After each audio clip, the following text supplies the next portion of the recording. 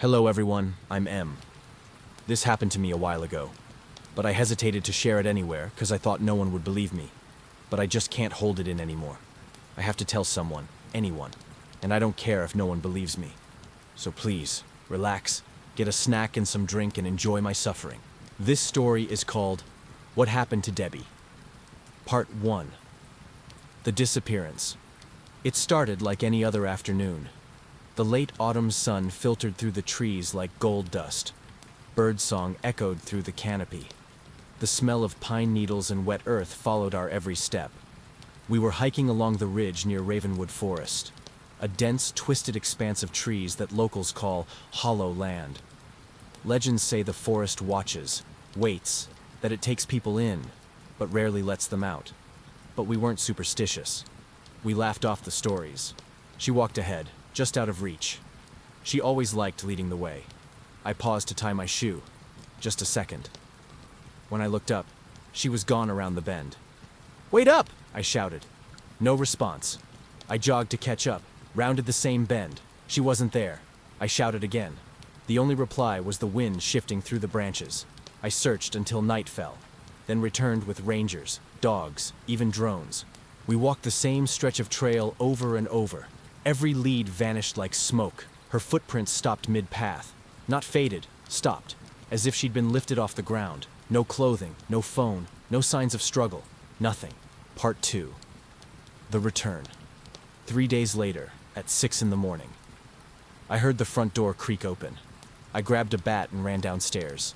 When I saw her, I screamed. It was Debbie, standing in the entryway, damp leaves in her hair, boots and jeans covered in mud. Her shirt was torn at the collar, but her expression, calm. "Why are you freaking out?" she asked. "I just got a little lost." I wanted to believe her. I wanted so badly to hug her and pretend nothing had happened. But something wasn't right. When I hugged her, her body was cold. Not like chilled from outside cold. Cold like stone. She couldn't have just gotten lost. We looked everywhere for Here I called her a million times and she didn't answer a single one. Something was wrong with her, but I couldn't figure what. That night I woke to the sound of whispering. Low, rattling syllables like dry paper rustling. I followed the sound to the guest room. She sat in the dark, speaking to the corner of the room, smiling, nodding, as if someone was answering her back. Part 3. Something's off. I brushed it off, thinking, who knows what happened to her out there? Maybe she's not ready to talk about yet. At least she's home safe. But she didn't act like herself. She stopped using contractions, started speaking in full sentences, formal, clinical, like someone trying to imitate how humans talk. She used to be afraid of thunderstorms. But now, when lightning struck, she went outside barefoot and stared into the sky. She forgot how to cook her favorite meal. She mixed up her parents' names, and she called me the other one once. Then there were the sleep episodes. She would stand by the window for hours, eyes open, not blinking, just watching. One night I pretended to sleep. She stood beside my bed and whispered, "He doesn't know what he's invited in." Then turned to look directly at me. I wanted to jump out of the bed and start running, but I didn't know what she or IT was capable of. So I just continued to pretend to be sleeping, but I could feel her still staring at me. She knew I was awake. Part 4. Disturbing clues. The next morning, we both pretended like nothing happened. We drank her coffee. Well, I did. She just watched me. And then I asked her if she could go buy groceries, because I have some work to do. She agreed, so I gave her money and she left. What I didn't tell you is I took her phone while she was putting her boots on. So it was time to do a little snooping, to see what was actually happening. It didn't have a lock anymore. That was strange. She always used one before. When I opened it, the home screen was empty. No apps on the first page, no notifications. The gallery, completely wiped. No photos of us, no selfies, no screenshots, nothing. Well, actually not nothing. Whoever did Thias forgot to delete the photos from the trash folder, so could see all the photos in there. There were all the normal pictures I knew she had on her phone, some of her sister, her dog, and clouds. But the pictures started to get weird on the day of her disappearance. First pic was exactly when she got lost. It was just a picture of the woods. but in between the trees you could see some shadowy figure just standing there. The next few were videos, in the dark, of her running and screaming. The only thing in the video you could see were her legs. At the end of the video, she tried to show what she was running away from, but there was nothing there, just darkness. Then she fell down some hill, screaming while rolling down. She moaned and cried for help, but the only thing you could hear are some footsteps ruffling up leaves while coming closer to her. The video ends with her screaming, and someone stepping on the phone. I was in shock. I couldn't fully grasp what I just saw. I had so many questions.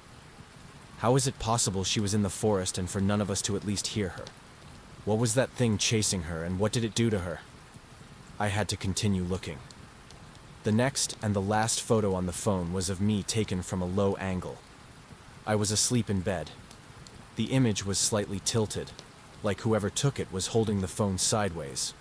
My mouth was slightly open. I was curled up. I felt sick. I'd been alone that night. She was missing. How was she here? Behind me in the reflection, she was, just standing outside the closet door, half-shadowed. She was smiling. But the smile wasn't human. It was too wide. Too many teeth. Like something imitating emotion but getting the shape wrong. I zoomed in. Her eyes were looking at the camera, not at me, but directly at the lens, like it knew I'd find this eventually. I didn't even have time to comprehend what I just saw because I heard her come in. I rushed and put her phone on the stairs so it looked like she had left it there. I think she didn't notice anything. But then, I started noticing some weird things in real time. Whenever I filmed her on my phone, the footage would glitch, like it was not letting me see who she really was. I also caught her staring at the mirror for almost an hour, completely motionless. When she turned around, her reflection didn't move with her. Not at first. It stayed for a half-second longer, still staring. Right at me. Part 5. The Reveal. I had no idea what to do. I was still in shock. But luckily the call came on Thursday morning. Unknown number. I almost didn't answer. A ranger from Ravenwood Forest. He sounded rattled. They'd found a body, tangled in vines, half submerged in a shallow pit near the northern boundary. I drove out there. I don't even remember the road, just the static ringing in my ears, and eyes full of tears. When I got there, they asked me not to look, said it was bad, said animals hadn't touched the body, like the forest was protecting it. But I looked, and I saw her, the real her. Her jacket was shredded, her boots missing, fingers broken like she'd clawed her way through something. The worst part? Her eyes, wide open, frozen in terror, like she'd seen something so incomprehensible it stopped her heart. They confirmed it was her, through dental records and DNA. So then I asked myself, who had I been living with? That night, I came home to find her sitting at the kitchen table, still, smiling, like she'd been waiting for me. She tilted her head and said, "Rough day?" Just like she always did before. But this time, her voice had a slight echo to it, like it was coming from deeper in her throat. Her hand reached over to mine, and something in her skin shifted, not visibly, but I felt it, like it was adjusting shape. I excused myself, locked myself in the bathroom, and stared in the mirror for an hour, wondering what the fuck was happening. I finally got out, went down, and ate the dinner it prepared. But I couldn't get the image of the real Debbie's dead body out of my head. I had to figure out what I was going to do with this creature in my house. And fast. I don't know how much time I have left. Part 6. The unexpected ending. I didn't sleep that night. I kept the lights on. Put salt at the door like my grandmother used to. But it didn't matter. I heard a knock. I didn't want to, but I answered anyway. It was her. She said she needed to talk to me. I said no, but she knocked harder. I tried to ignore her, but she started to scream. The scream was not human at all. I got so scared I had to hide. I hid under my desk. Then she barged in, breaking my door down. I was shaking. She was looking for me, growling, yelling. I stayed quiet, but she found me. She was super strong. She lifted me with one hand and pinned me to the wall. She yelled, "You shouldn't have snooped around. It's your fault she's dead. You didn't protect her. You should have left me alone. She's dead and now you'll join her." She was choking me. I almost passed out. But somehow I wiggled out and run out of the room. She started to chase me and she tackled me down the stairs. My vision blurred. My ears rang. But I was still breathing. Barely. She stood at the bottom, towering over me. Her face flickered, like it couldn't decide what shape to stay in. Sometimes it was her, the girl I once knew. Sometimes it was something else. Rotten, twisted, ancient. "You let her die," she snarled. "You looked where you shouldn't have. Now you belong to me." I reached for anything to protect myself. The only thing I found was her phone. Then I remembered she doesn't like phones, so I turned on the flash and put it right in front of her eyes. She screamed and got away. I had to finish her of. I put the phone in her mouth and pushed it up deep in her throat. She choked, but got up hissing at me. She said, "You are not even worth the pain." And he run out, and I was left, standing there still in shock, not knowing what to do. I couldn't tell anyone because no one would believe me. I was fighting this shape-shifting creature that killed my friend. So the only thing I could have done is to post it here for you to hear. So please, if you have any advice for me or anything, plus write me anything. Part 7. That's the end of the story. She never came back. Not yet, at least. If she does, I'm not sure what I'll do. Let me know in the comments.